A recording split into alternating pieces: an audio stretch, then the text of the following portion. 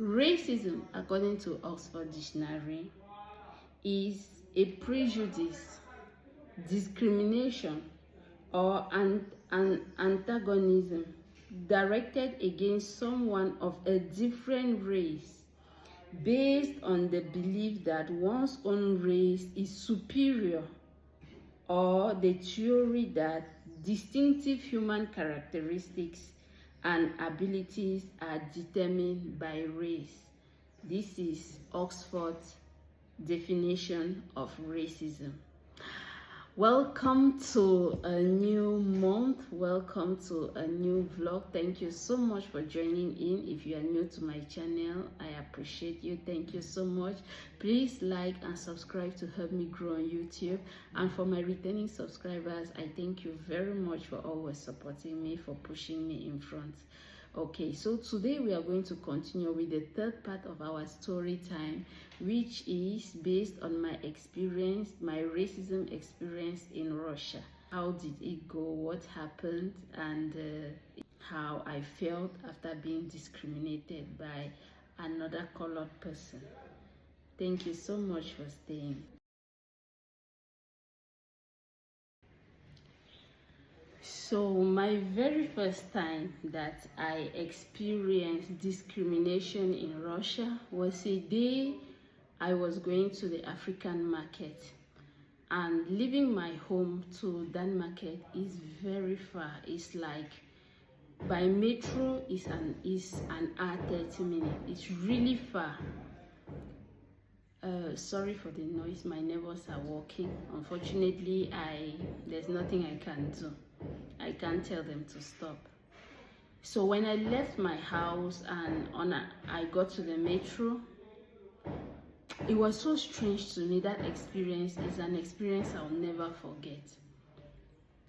When I got into the metro and I sat down, there was space, so I sat down. Yeah, I was even very happy that I could have a space to sit. So when I sat down, there was a guy. I just sat by a boy and I don't know, his girlfriend or his sister, I don't know. But both of them immediately stood up. They stood up, and when they stood up, it didn't draw my attention. Then few seconds after, the lady that was by me, she stood up also, and the other lady too stood up. So I found myself sitting alone on a seat of about 5-6 people. I found myself sitting alone. At the first stage, it didn't draw my attention, but when when they stood up, I thought maybe we are about to drop. Maybe they are arriving their station. They will step down, and but no. As we kept rolling, they stood up like they were categorically standing, and I was sitting alone. And it hit me hard. I was like, do I smell? I started like being very uncomfortable, asking myself if I smell. I started like, but I'm just from the house. I just took my bath. What is wrong with me? I was confused. I was embarrassed and confused. Every other person that was around could clearly notice that I wasn't myself. I was confused. So to cut the long story short, the next stop, when the bus, the train stopped, as people were going down, I went down. Mind you, I have again about 10 stations to go, but this was the first stop, very first stop as I entered the train. So when it stopped, I was forced to go down because I was already feeling uncomfortable. Why will I sit somewhere and people are just standing and leaving me alone? Do I smell? Is something wrong with me? Going down was like, let me go down and check myself if there was a problem. So when I went down, I tried to evaluate myself. I noticed that everything was okay with me, and I sat there. There are benches in the metro station where you can sit. Maybe you are waiting for your next bus train, you sit and you wait. So I saw other people, they were sitting there, and all of them were white. So I was like, let me retry the experience in my head. So I went and I forcefully sat by them. But Curiously, when I came and I wanted to sit, they were like shifting so that I should have space to sit. And then I sat by them. I sat by them for almost 3 to 4 minutes, and nobody was complaining, nothing was happening. They were just minding their business, doing their things. That's my mind, my brain could blow. I was confused. I asked myself, what exactly is happening? What is going on with me? I couldn't understand. Then, fortunately for me, I saw a black girl coming. Rose, if you're watching my video, hello, shout out to you. So I saw her coming. When I saw her coming, I approached her. I explained, I greeted her, and I explained my situation to her, my problem to her. I thought maybe I was bleeding. No, I checked myself in and out. Everything was okay. I was already feeling very afraid to continue the journey, and I was feeling scared. I was confused. I didn't know exactly what was happening to me. So when I approached her, I explained my problem. She laughed. She laughed hard, very hard. She laughed. And when she finished laughing, she asked me if I was new in Russia. I told her, yeah, I've not been long in Russia. And she told me, bienvenue en Russie, which means welcome to Russia. Guys, bienvenue en Russie, welcome to Russia. I was like, what? She told me that you just have to get used to. Yeah, she understands because this is my first experience, but they are used to. Most of the times when they take train, they don't like to sit, because when you go sit by somebody, the person will just feel so uncomfortable. Some even beats. You will sit by somebody and the person will literally like be hitting you. You will sit and the person will like hitting you with the elbow for no reason. You just feel how the person will be hitting you. Like, coming from her,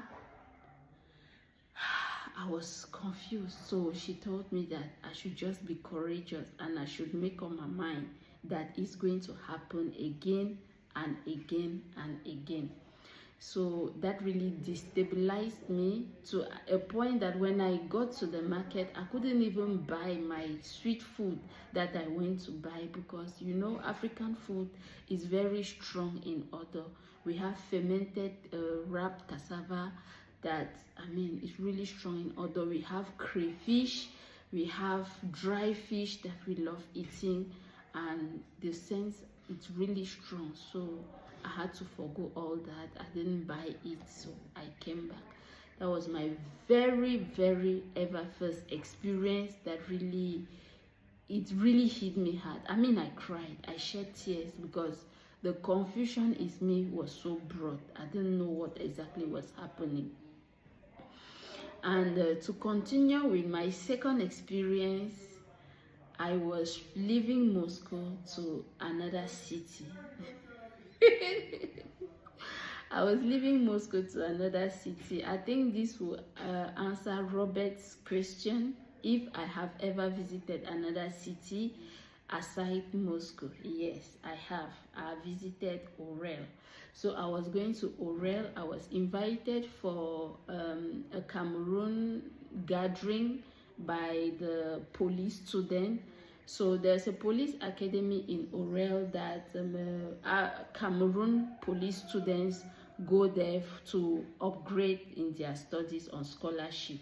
So they had this gathering and most of us were invited to come share with them. And to support them, I made puff puff and beans, for those who know, understand, yeah, to carry to them. And my train ticket was paid from Orel. So to cut it short, I woke up very early on the day I had to travel. I organized myself so well. I took everything along. But then they didn't warn me that on the train way there is also discrimination. It is very possible to face discrimination also. I wasn't warned on that. And mind you, from the first experience, it left my mind, because after that experience, many months have passed and I have not experienced such again. So I didn't just consider, it just left my mind. So I wasn't thinking about that again. I wasn't being careful. I wasn't guiding myself again. In my mind, I was like, okay, I have to be early. I mean, as if I'm taking a plane, you know, going to a new city, you don't know anything. You have to be at the at the train station early. It's practically my first time to take a train. Even here in Cameroon, I had never taken a train in my life, so I didn't know how it works. That was my very first experience to take a train. So I made up, I arranged myself, and when I arrived at the train station, it was still early. We had to wait. I had to wait for the train to arrive. So when the train arrived and people were entering, I was like the second person that was standing in front of the train to enter. I had my passport, I had my small bag with the food inside. So I mean, I was okay, I was myself. So there's this hostel, this girl that came, and I mean, she's like hostel, the train hostel. She was supposed to control and then let passengers in. So when she controlled the first person, the first person entered into the train, and next was my turn. So the shock in this story is that we were about 15 to 20 people that were supposed to get the train from Moscow to Orel. So many other people were standing behind me. And when I stood there, she was standing in front of me. I gave her my passport. See, sorry for being so emotional, because I can still feel the embarrassment. Like, it's still very fresh in my mind. So I gave her my passport, and when I sent my passport to her, she looked at me straight into my eyes, saying nothing, turned to another person and collect the person's passport and let the person in. When the person entered, I'll give her my passport. She's standing opposite to me. She looked at me into my eyes, say nothing, turn to the next person, collect the person's passport, and let them in. I mean, the routine continued until all the rest 18 people that were behind me entered the train, and I stood there embarrassed and confused. So every other person entered that train except me. I was standing there and I was confused. When everybody entered, the train door wasn't locked. It remained open and the train didn't go. For about 3 minutes, I stood there and I was like, what is happening? In my mind, I said, okay, since the door is still open and the train is not moving, let me hop in. I entered because, I mean, my ticket was okay. Everything was valid about me. I was valid. Check in, out, I was valid. I had the right to travel, but this girl didn't check me. So she didn't let me enter. So I got into the train. At one point, I'm even forgetting something. At one point, when she was doing that, like refusing to take my passport, there is one guy who said something in Russian language. I didn't hear, and let me remind you that one of my main challenges in Russia was language barrier. So I didn't hear what the guy said, but judging from her response, with the tone she responded, they both like were quarreling because of what she was doing, because of my case. They were both literally quarreling.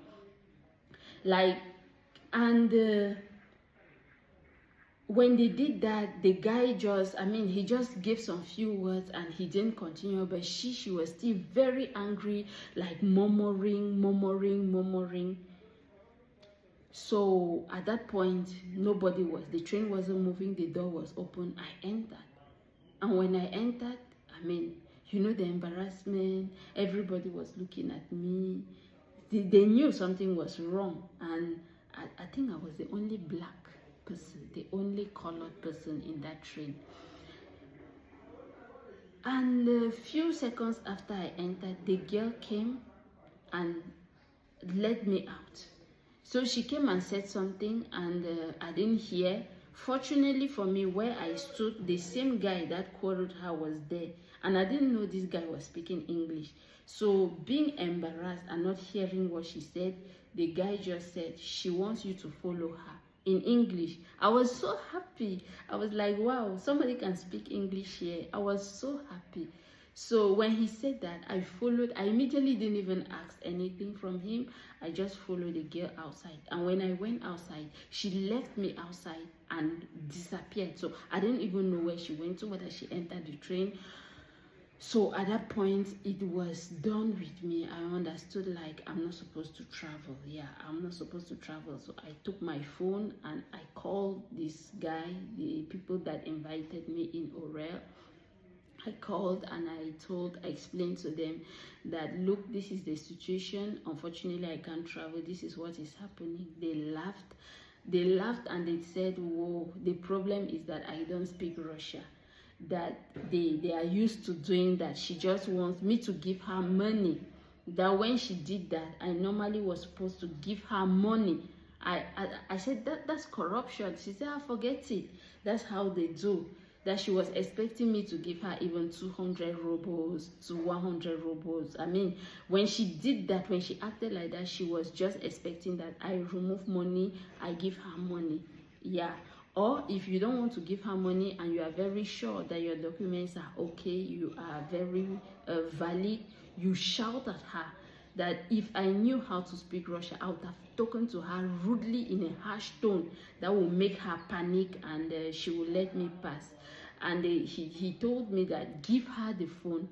So when I went towards her to give her the phone, she refused and she left again.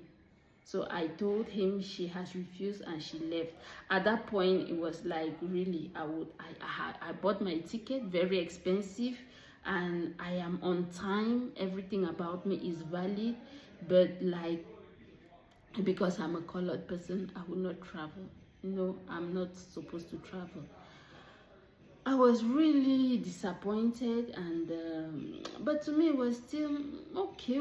Let me go back home. So as I was about to go, I took my bag, and then I was about to go, I immediately saw a man that just came to me. He was a father, and from his dressing, his uniform, I can tell with certainty that he was the train captain. Yeah, a very, an advanced person in age, white beards, well dressed, well put together. And when he came to me, he just asked me, what's the problem? In English. He didn't speak Russian to me. He just said, what's the problem? So hearing him talk English to me got me relaxed. I was really relaxed, and I explained to him, sir, I don't know exactly what to tell you, what problem I have, but seems like I can't travel. And he said, passport. I gave him my passport. He checked everything and he told me to go inside. He didn't say anything. He just gave my passport and showed his hand like, go inside. So at that point, I looked at him and I said, Spasiba, Papa, like, thank you, Papa. And I went. So when I entered the train, I was still shocked. And I sat down. I asked that boy, what exactly is happening? He just told me, nothing. He didn't want to really be part of the issue though. He just said, nothing. I was like, okay. I didn't know how it's happening, so I asked him my seat. He checked exactly. He showed my seat and the bed where if I'm tired, I can sleep. And then I think that was all. I put my headset on and then I activated my music, like, to forget about everything that happened. It was really frustrating to forget about everything that happened. And few minutes later, like 5 minutes, as the train was already moving, we were going already, this girl came back to me. So when I saw her, Having been told that I normally was supposed to be very aggressive towards her, I was supposed to shout at her. So when I saw her coming, I was already dark. Yeah, I was like, my adrenaline was already climbing. I was already dark. I was already ready for a fight with her. I mean, I was ready. Like, as you are coming, be ready for me. I'm ready for a fight. If you are coming to give me trouble, I'll give it back to you. You know, that was my mindset at that point. So when she came, she stood, she started looking at me and talking. I didn't hear a single word of what she said. But the guy opposite me, when she was talking and I look at the guy said she apologized. She was apologizing for her attitude towards me. And when the guy said she was apologizing for her behavior, her attitude towards me, to me, I just looked at her and I said, apology indeed. So for the time being that she was there talking and knowing very well that I wasn't even hearing anything that she was saying, I don't know why. I don't know if it was an obligation for her to do that or what, because at the time I just told her, apology my indeed. I just said, apology. I just looked at her and said, apology indeed. Like, I was also rude to her in my behavior, and I put on my music, my headset, and was listening to my music. She was still there trying to explain herself, like, and in all the explanation she was giving, I wasn't hearing. I had my headset on, I wasn't hearing. So to me, I was like, maybe they obliged her, maybe she has been obliged to come render an apology to me. I don't know. So that was really mind-blowing to me, and I asked myself, many times I asked myself, what exactly is the problem with colored people? Why has melanin become a huge problem for us? What exactly have we done? Because why? Explain to me, why would somebody just put you in trouble, uncomfortable, just because you're a black person for no reason? It's not even adding up. I mean, it's not making sense to me. But then, so those are my two experiences, discriminating experiences in Russia. God, the video is really very long. The third will still be another situation, another story, but I think we'll end here for the discrimination, my discrimination experience in Russia. Also to note that many has happened. For example, what the girl told me at the metro, the first time I experienced that when it's possible that you enter a bus and you sit by, you stand by people. Me, what I've experienced, like, you enter a bus and you hold the stand, you are standing by somebody, and the person just hits you for no reason. You just feel somebody's elbow on your rib, like, hits you for no just reason, you know, and you will shift. When you feel that, you will not fight back. And you can't speak Russian. I can't speak Russian. I can't ask, what is it? I can't fight back. I will just try to shift from that person. I mean, it's a very popular something. Yeah, it occurs very frequently. I have experienced that so frequently. So that was my experience. And to conclude with my story on if I miss Russia or not, I think I did it in 3 episodes. I will say, do I miss Russia? Yes, I miss Russia. But to be honest, I feel more comfortable in Cameroon. Yeah, I miss Russia, yeah, but I honestly feel myself, I think my spirit is so at peace being in Cameroon. Yeah, so thank you again so much for taking time to listen to my small story of if or not I miss Russia, my challenges, my discrimination experience, and I could say more. I could have a lot of things to say. There were good moments, like there were bad moments, true. Yeah, but let's stop here for now. Other videos will come with all the interesting topics about Russia. and see you on my next video. Bye bye. I love you all.